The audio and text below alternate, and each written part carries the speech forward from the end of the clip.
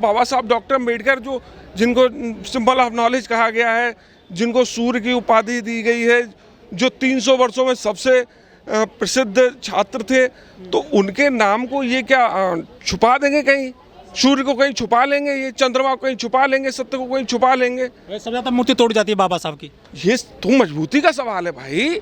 मूर्ति तो उसी की तोड़ी जाएगी जिसकी सबसे ज़्यादा ताकत होगी, जिसकी सबसे ज़्यादा वैचारिक व्यापक रूप से सोच होगी। कौन लोग जो मूर्ति तोड़ते हैं बाबा साहब की? ये डरे हुए लोग हैं। मजबूत है आपसे वो? नहीं, ये बहुत डरे हुए। कानून से भी नहीं डरते? देखिए वो लोग कानून तो सबके लिए बराबर है। कभी कभी कानून गलत हाथों में फंस जाता है। बाबा साहब ने स्वयं कहा था कि संविधान अगर गलत हाथों में चला गया, उसको इम्प्लीमेंटेशन करने वाले लोग अगर गलत होंगे तो ये पुस्तक है। नए संविधान का कोई मतलब नहीं है ना। व्हाट इज नया संविधान? क्या है उनकी? वो अपनी थीम बताएं, नए संविधान में क्या लाना चाहते हैं। उनके पास तो कुछ है ही नहीं, बस एक शब्द बोल के वो एक भड़काने का कार्यक्रम कर देते हैं या कुछ और करने का कि साहब हम नया संविधान है भी या सिर्फ वैसे ही वो टेलर दे रहे हैं?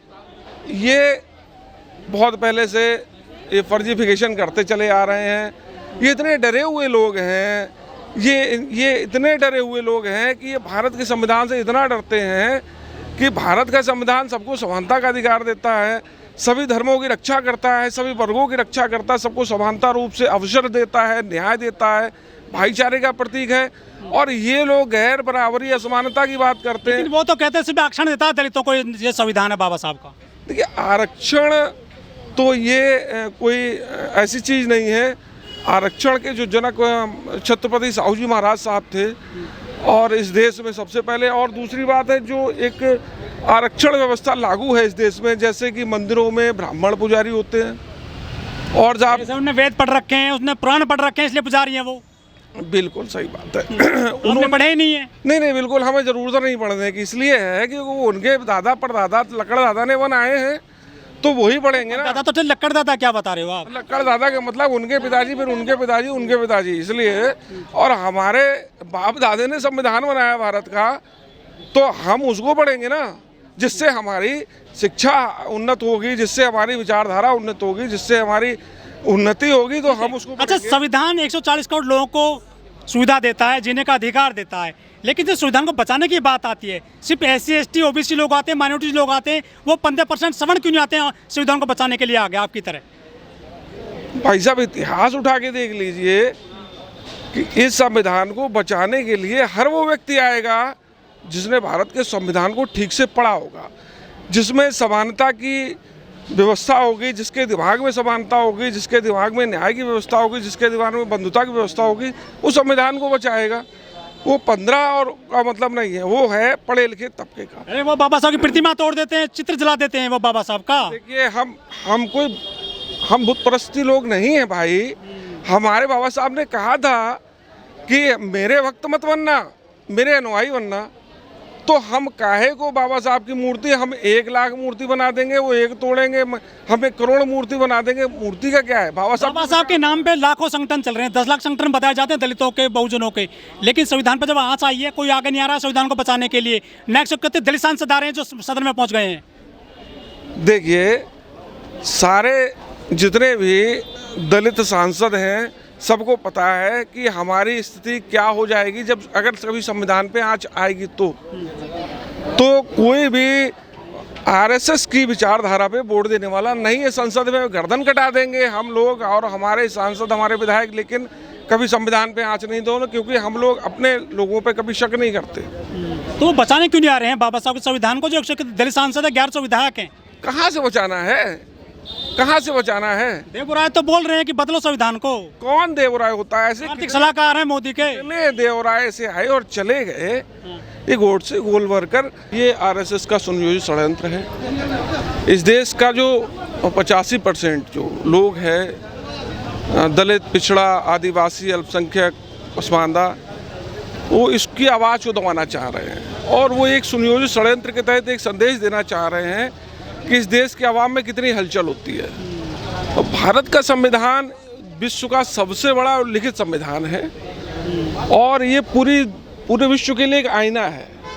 और सिंबल ऑफ नॉलेज, जिनको बाबा साहब डॉक्टर अम्बेडकर बोलते हैं, उन्होंने उस संविधान का पूरा ढांचा तैयार किया है और उस ढांचे के साथ छेड़छाड़, ये एक बहुत ही मुश्किल और असंभव काम है। लेकिन वो लोग तो ये कहते हैं कि ये जो संविधान लिखा है बाबा साहब ने, ये पूरी दुनिया के संविधान पढ़ने के बाद में ये कॉपी पेस्ट है। मैंने आपकी बात का इससे पहले जवाब दे दिया कि पूरे विश्व का सबसे सर्वश्रेष्ठ संविधान है। और पूरे विश्व के सभी संविधान क्या है?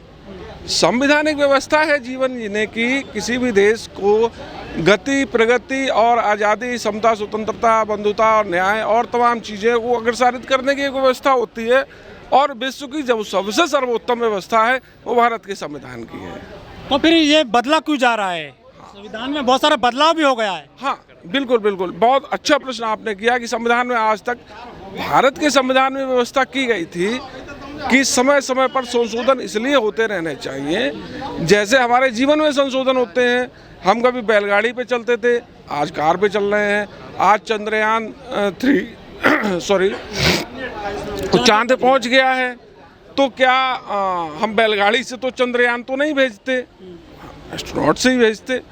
तो वैसे ही संविधान और जीवन जीने की प्रक्रिया को सरल बनाने के लिए और न्यायिक कार्यपालिका व्यवस्था को सरल बनाने के लिए उस संविधान में संशोधन की एक नैसर्गिक प्रक्रिया।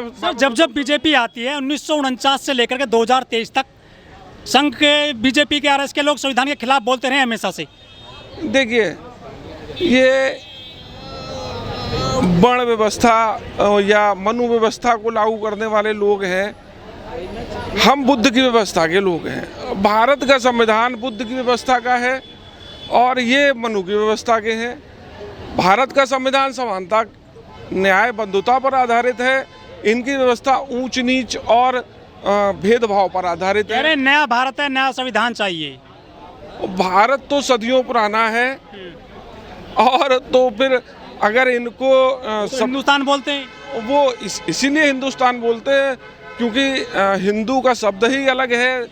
दयानंद सरस्वती सत्यार्थ प्रकाश में उन्होंने लिखा था, हिंदू के मायने लिखे थे उन्होंने। काला, चोर, बदमाश और तमाम प्रकार की व्याख्याएं दी थी। तो वो चाहते हैं कि इस देश में जो 85% आवाम है वो गुलाम उसको हम कहें, उसको हिंदू कह के हम उसको मतलब एड्रेस करें, संबोधित करें। इसलिए वो सबको हिंदू बना रहे हैं। बिल्डिंग बदलने से इंसान बदल जाते हैं क्या? प्रतिमा भी नहीं है ऐसा कहा जाता है। क्या हो रहा आपने देखी है नई संसद? वहाँ तो हिंदुओं के वो मकर ध्वज पूर्ण कोण द्वार बना दिए हैं हिंदुओं के, देवताओं के।